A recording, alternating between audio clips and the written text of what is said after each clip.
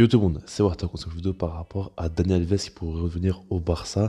Alors ça peut vous paraître complètement fou, mais vous allez voir que j'ai des arguments par rapport à ça. Là c'est vrai que le titre je pense qu'il peut vraiment vous choquer. Maintenant je vous le dis les gars, c'est on va dire une opinion personnelle que j'ai, c'est pas par rapport aux infos ou quoi. Et je vais expliquer que c'est pas non plus impossible. Après franchement il y a peu de chances que ça se réalise, mais ça peut arriver.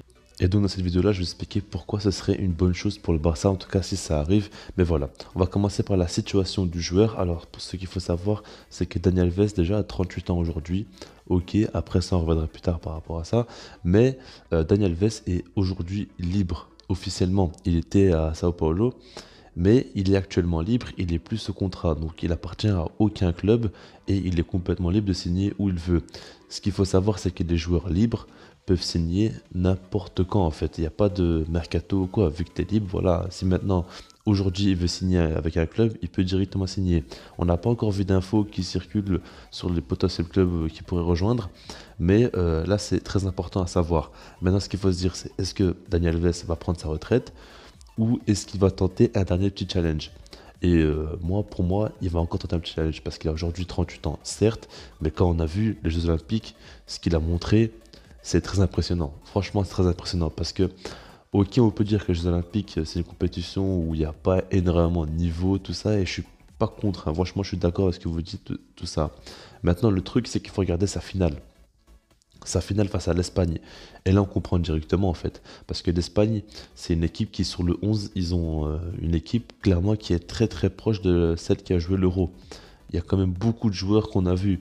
Après, quelques joueurs en moins, mais vous avez compris, il y a quand même pas mal de joueurs qu'on a vus à l'Euro, tout ça. Et sur le papier, c'est une très très belle équipe avec beaucoup beaucoup de talent.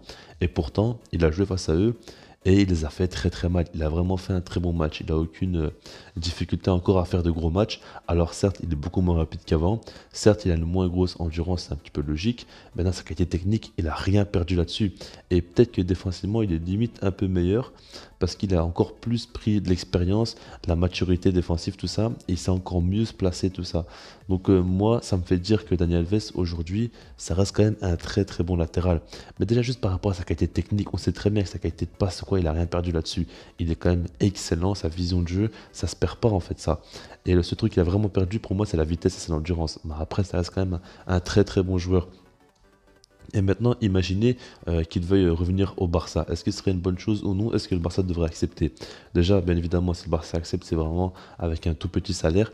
Et pour moi, ce serait un petit contrat de 1 an avec à la limite une année en option, mais surtout un contrat d'1 an. Là, c'est vraiment à court terme renforcer l'équipe, remplacer surtout aussi un Emerson, parce que ça va être compliqué de remplacer Emerson comme ça. Après, on me dira certes qu'il y a Mingueza qui peut jouer en tant que latéral, il est bien sûr Dest, et il y a Sergio Roberto aussi, donc on a quand même des joueurs pour ce poste-là. Maintenant, c'est vrai que si on peut quand même le remplacer, ce serait mieux parce que Mingueza c'est plus un défenseur central et Roberto sera plus utilisé au milieu de terrain. Donc voilà, maintenant par rapport à Daniel Alves, donc il va apporter énormément d'expérience à cet effectif-là. Alors on a déjà pas mal de cadres, tout ça. Maintenant, franchement, des cadres cancer comme Piqué, Piqué, Jordi Alba ou quoi, pour moi, c'est pas vraiment des joueurs qui apportent une bonne expérience positive en tout cas. Là, Daniel Alves serait intéressant. Et puis là où il serait plus que jamais intéressant et il pourrait vraiment apporter quelque chose au Barça, c'est par rapport au fait qu'il puisse cadrer un joueur comme Dest. Un peu le former. On pourrait lui demander d'avoir un rôle comme ça, et vu comment il aime le Barça, pour moi, je pense pas que ça le dérangerait plus que ça. En tout cas, si jamais il vient, il faudrait lui demander cette chose-là. Parce qu'il a une expérience complètement folle. On sait très bien que c'est un joueur qui est considéré comme l'un des meilleurs latérales droits, ou même latéral même de l'histoire. C'est vraiment un joueur qui maîtrise ce poste comme pratiquement personne. Et qui est de mieux pour lui, pour apprendre d'Est à devenir un grand latéral du Barça, parce que Daniel Alves, c'est au Barça vraiment qu'il a explosé, et il sait très bien ce qu'on attend de Dest, et du coup, ça pourrait vraiment être intéressant, parce qu'en plus de ça, ce joueur-là, Sergio Dest, il a vraiment un profil à la Daniel Alves. Après, c'est encore un joueur qui est trop jeune, qui a besoin de plus d'expérience, tout ça, et pour moi, il pourrait beaucoup progresser en 1 an, avec un Daniel Alves à ses côtés, à l'entraînement, tout ça, et même, des fois, s'échanger un petit peu. Moi, je pense pas que Daniel Alves jouerait les gros matchs, tout ça, même si pour moi, il pourrait. Franchement, quand j'ai vu les Jeux Olympiques, comment il a joué, tout ça, on voit qu'il est toujours là, il est toujours présent, c'est un joueur très très sérieux. Maintenant, il serait plus là pour, on va dire, faire un peu souffler d'Est et pour aussi le cadrer, apporter de l'expérience à l'effectif. Et c'est automatiquement un plus. Pour moi, même si il est mené, enfin, il doit arriver à jouer un gros match ou quoi, parce qu'il y a des blessures, parce qu'il y a des absents ou quoi, je suis persuadé qu'il fera il fera du bon boulot parce que c'est quand même un excellent joueur.